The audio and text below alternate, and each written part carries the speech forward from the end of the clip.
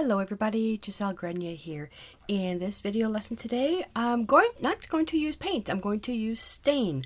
So Joe made me this other little goblet on the lathe for this little plant here. It's, you know, we're getting into the fall and wanting to do something for inside the house. So we got this beautiful little succulent, and we got this at Home Depot.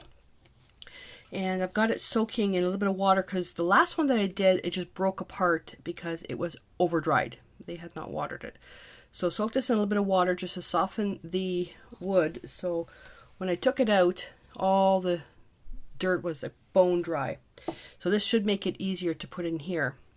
So I'm going to put him aside.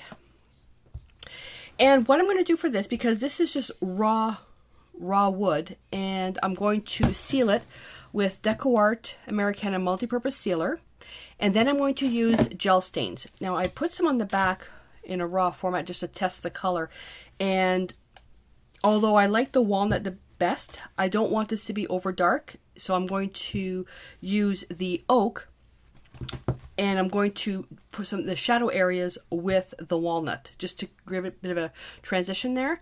And then what I'm going to do is create some accents on the edges with the DecoArt Metallic Luster Iced Espresso, and then varnish it with the Americana Duraclear Satin Varnish. So gel stains, I mean, if you don't have any of these gel stains, you can make something, let's say, if I pull out these colors, let's try, you can probably do something with the DecoArt Media Fluid Acrylics, Burnt Sienna with a little bit of Burnt Umber, or even, you know, transparent red iron oxide. That would be really strong.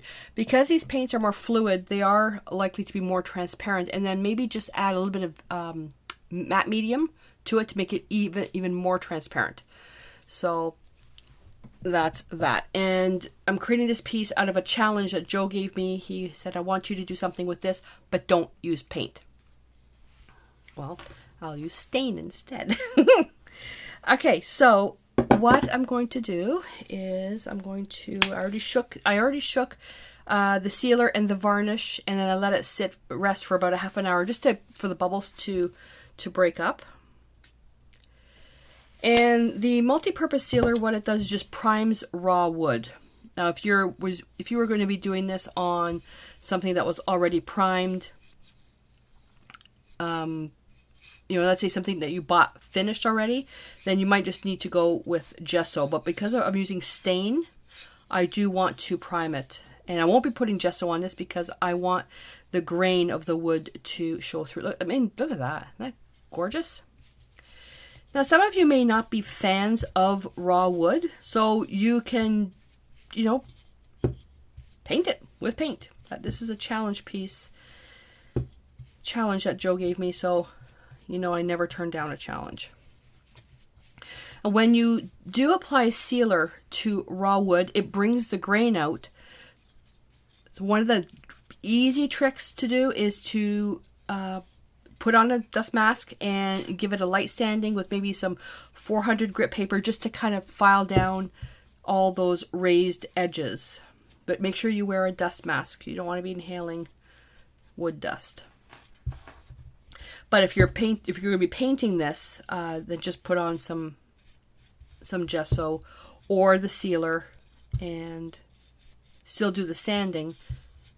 Paint it, and if you still have some grain that raised through that, then just give it a light sanding after the painting. No worries. So if you do this and the grain just keeps raising, that's a natural thing, so don't worry. Especially if the wood is very soft and porous. Let me just do this one here as well. And it doesn't take long. And I know I'm putting sealer over where the stain was. I'm going to be redoing the bottom with a piece of cork. So not worried about that, but I just want to be consistent. All right, and where's my little painter's pyramids? And I'm just going to work the inside. Now the inside, because these little succulents don't need a lot of water. Nope, that was wrong. Sorry. No, I'm going to do that anyways. That was wrong. What I'm going to do is to finish that just with the still going to paint the whole thing, or stain the whole thing, but finish it off with a Duraclear gloss satin varnish. And I forgot to get that. Sorry. I'm going to use the satin on the outside, but inside use the high gloss. But if you have worked with resin, or you work with resin, or you can even use the decoupage outdoor product, you can do that. It's just to seal the inside so the water doesn't penetrate the wood and create rot. Or you can line it with a little piece of plastic. That's fine. I'm just going to use the varnish, and I've done that before with the Duraclear high gloss varnish, and it works just fine. Alright, so just I'm making sure I get a good amount of sealer in there. The more protection you put on the inside, the better. But if you were doing this for a plant that required a lot of water, like some plants require a lot of water, then I would just line it with a piece of plastic or resin. And the resin, that would protect the wood, no problem. So, okay, so I'm going to let this dry. And then the next step after this is work the gel stain. Okay, it's all dry, and I'm just going to put this little palette knife here because my floor is a little uneven. I'm going to pop that there. And I have the gel stain of the oak and the walnut here. So the walnut will go on the bottom, and then it's going to transition into the oak. Got my same brush. I dampened it with some water. And I've got a baby wipe here. Actually, let me change that up. I'm going to use a paper towel. I prefer using actual soft cloths for this, but Joe took them all for his work on the lathe. So I'm just going to load the brush, and I'm just going to apply that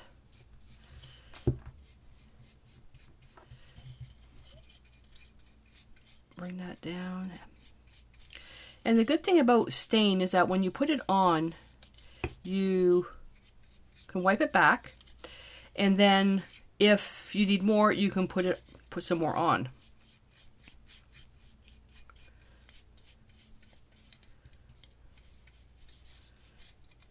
Now if you work in a very hot environment, you want to do this fairly quickly, because the longer the stain stays on, the darker it's going to get.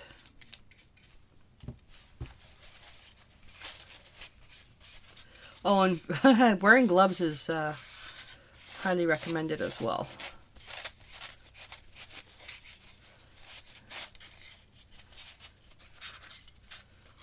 See, all we're doing is just giving it a tint. I love this. And I'm going to work with the darker one. See how much darker that is? I'm going to add a little bit of water to that. And now as I'm doing this, probably could have gave this a bit of a better sanding.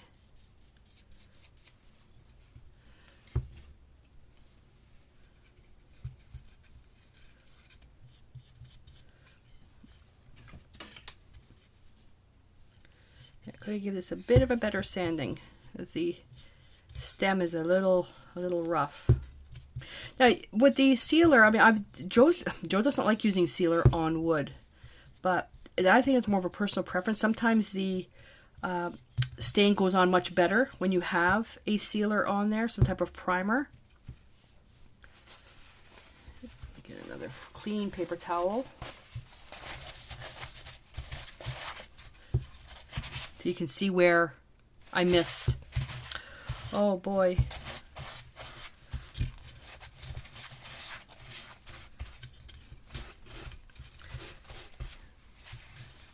The green is really coming up with this now. I didn't quite give it enough of a sand. Okay, so I get rid of those. And now let me go with the baby wipe. The baby wipe has just got a little damper than the paper towel. It also is a little bit stronger. Look at the way that's interesting. Look at the way it's a band.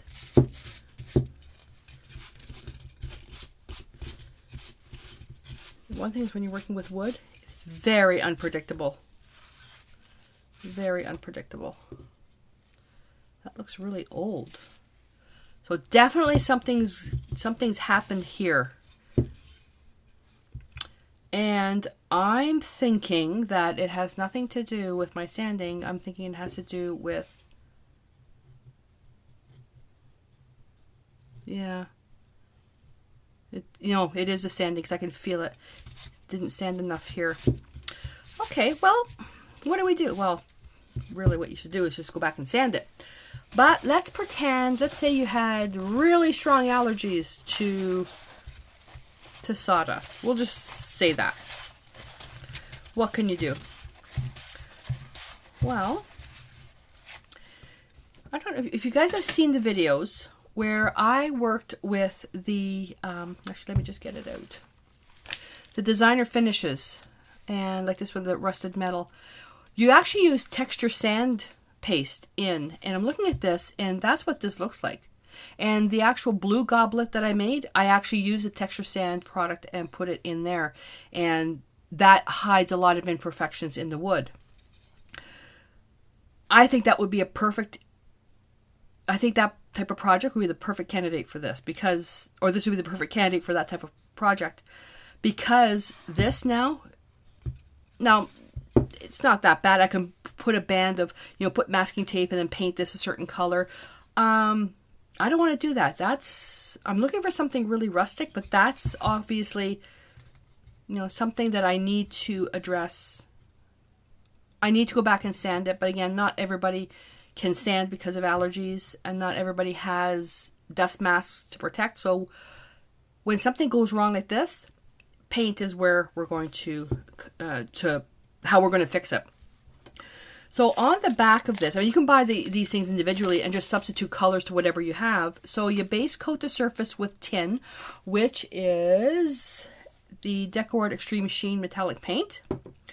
And then you mix Georgia clay, which is, just get that off my shelf, which is this one here. So we could, really, if you think about it, you can even use burnt sienna and burnt umber. Maybe add a bit of orange in there, to, if you want to color mix it yourself. With texture sand, okay, let me get that. You can use, that's the one that comes in the kit, but you can also use the texture sand paste from Decor, the Decor Media line. Let dry, brush on asphaltum, which is a dark brown. So raw umber is a little dark, but you could use that as well. Burnt umber is a little bit red. So you can still do this stuff with existing products. And then apply, where am I?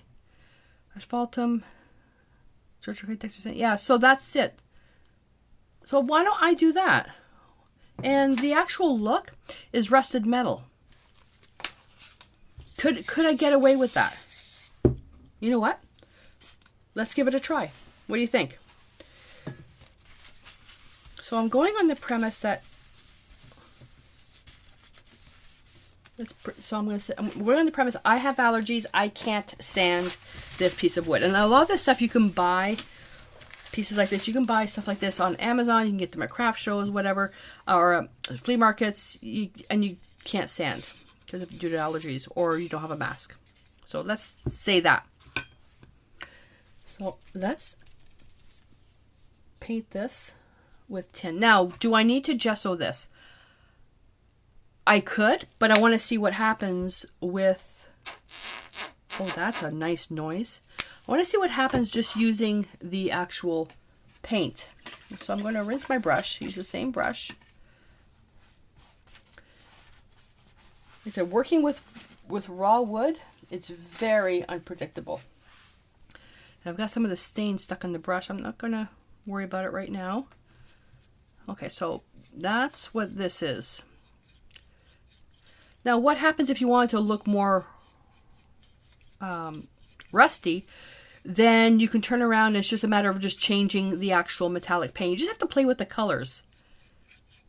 I could have used this. I could have used copper. I could have used brass. Okay, I'm just going to go slightly on the inside.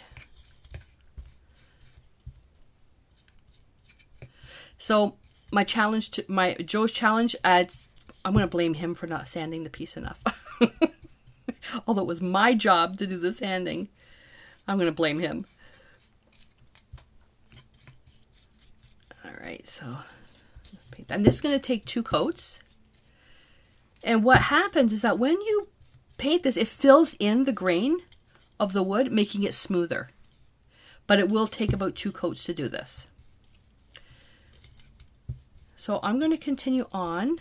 And then when this dries, I'll apply another coat of paint.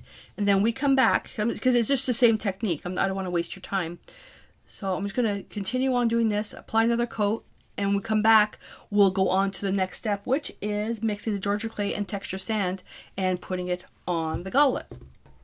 So this is all dry now. I had to put on 3 coats of this, and it took a total of about 6 hours of drying time because it's much cooler now. All right, so the next step is to take an equal mixture of the Decor Americana Georgia clay and the Americana texture sand medium. There's a little fly here. We had our windows open this morning, and this stupid little bug is flying around. Equal mixtures, and I did put a lot out here because I was almost out. So whatever's left over, I'm going to take that mixture, put it back into this tube, and cover it up, just like this one here. And these are popular mixtures that I make up, so I don't waste any product. So this is going to be the rust color. Honestly, I'm not a fan of Georgia clay, the color. Not a fan at all. I don't like it. Not sure why, because I love terracotta. I find this to be a little too orange. So you know what I think I'm going to do? Let me go into some burnt umber. I'm going to use the Decor Media Fluid Acrylics burnt umber, and I'm going to just add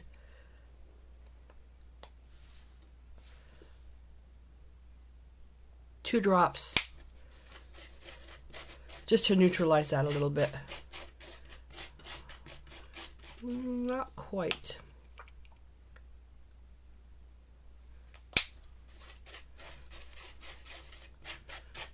That's better.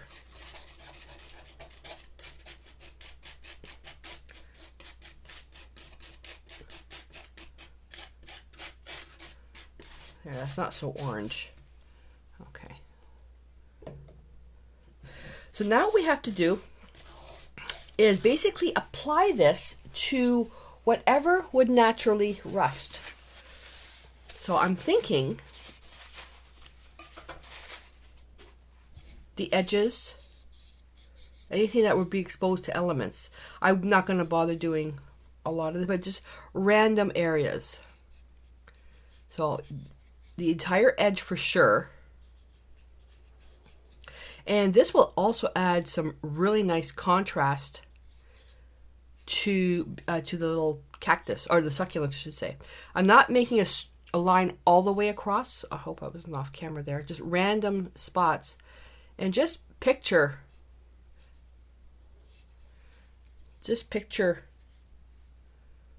how rust would build. And as well, we're going to be putting another coat of paint on this.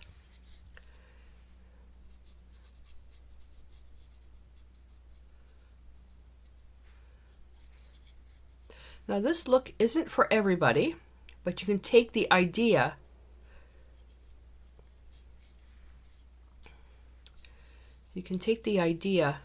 and run with it.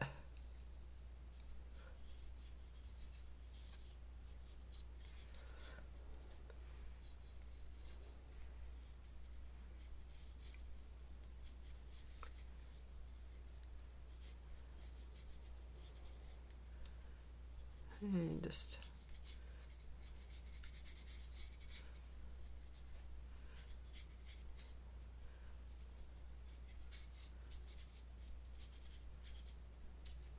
and the clay has some nice texture to it. The texture sand medium, I use that stuff all the time. Okay, so that's what I'm thinking. Let's bring a little bit down. This is what I'm envisioning what my tin goblet would look like in the Caribbean when I forget to bring it in after hosting a party at night because of all the salt air. Okay, so now that has to dry. And what I'm going to do now is I'm going to put all this paint back in here. And then when we come back, we're going to take the Americana Asphaltum and we're going to thin it with some water. And we're going to apply it to the goblet, which will just really make everything look really, really rusty.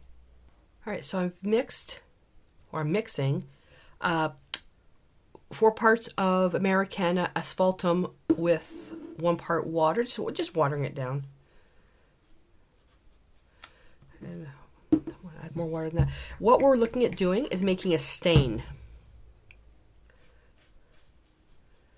Now, if you don't have asphaltum, but you've got the media fluid acrylics, you can't go wrong with burnt umber.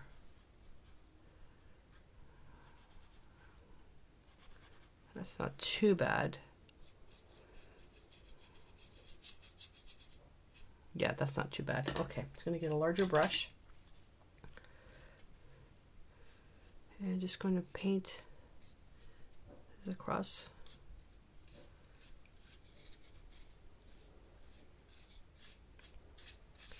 It just knocks everything down. All we're doing is a stain.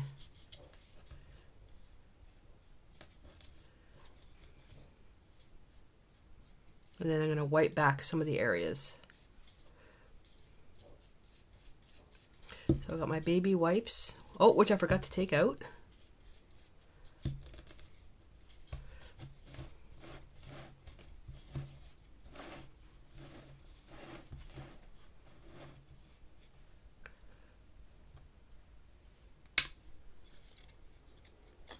Okay.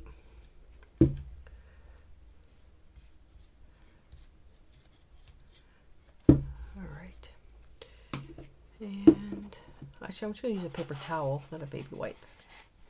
I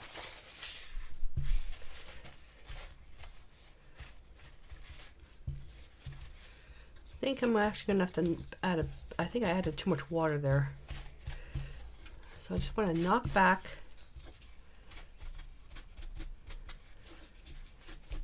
some of the areas. And where the clay is, the Georgia clay, it really sucks up the paint. But this also knocks down the vibrancy of the metallic, the extreme sheen, the tin.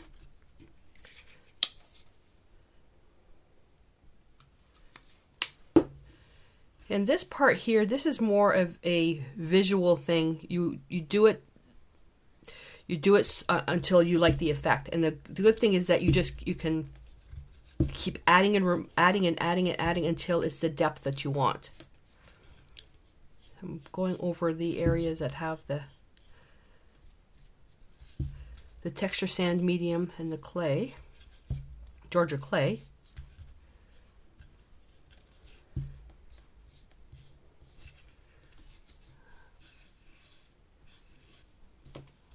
Right, and get another paper towel.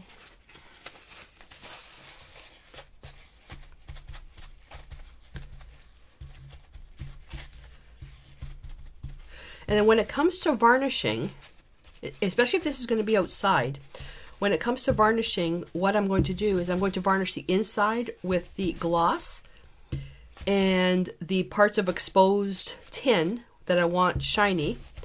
And then areas where the Georgia clay is, or Georgia clay and the texture sand medium, that's going to be with the matte varnish. That looks really cool. Just got to make sure though that some of this tin is exposed. But I'm going to go back over and it's just to balance everything out.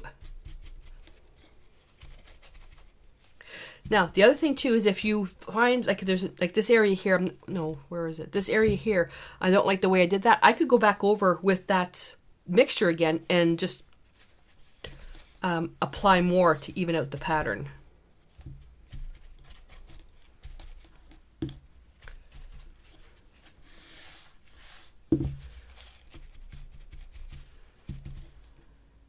Let's see how it's, I like this side. I like this side, but I'm going to knock that down a little bit more. And I'm going to wait a little bit longer though this time. Give it time, a little more time to dry.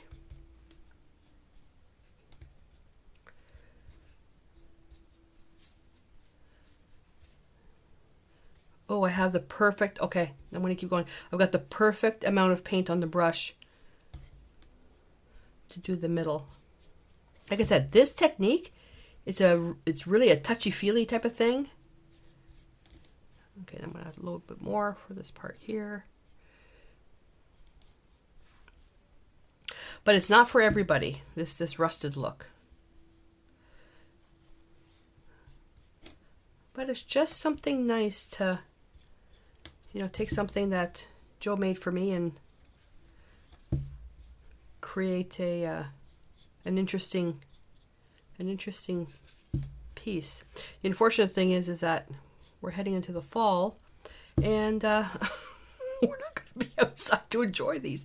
But the thing is, I'm going to put my little cactus in here, and it's going to go in my office.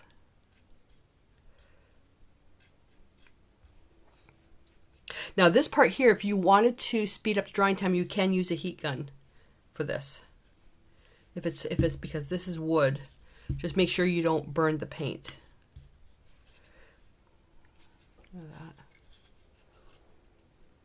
Nice, nice. Okay, so I'm going to clean up, let that dry, and then we come back. I'm going to give it a varnish, and we'll see what it looks like. All right, so I'm going to take some high gloss varnish. So I'm using the Duraclear high gloss. It's a polyurethane, so this is the high gloss, and I'm also taking some of the ultra matte. And get my varnish brush. So I'm going to start off with the matte and just put some matte varnish where the rust would appear. And this is just a personal preference on how you want to finish it. And the other option would have been just to use the satin varnish. Now I already did the gloss on the inside to let it dry because that took the longest.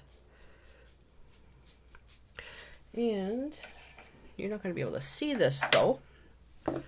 So all I'm going to do now is just put this on here and go into the gloss, and I'm just going to varnish. I'm just going to go onto the sides where the metal is, and I'm just going to overlap a little bit with where the matte varnish is, and that way there won't be any ridges where the varnishes meet. Okay, so I'm going to finish doing this, and then we come back. I'll have the little plant planted, and we're ready to go. Okay, I do have to admit, it doesn't look like authentic rust. I put it on top of a rusted charger plate, and yeah, I now know how I could have done things a little bit differently, but I think it looks pretty cool.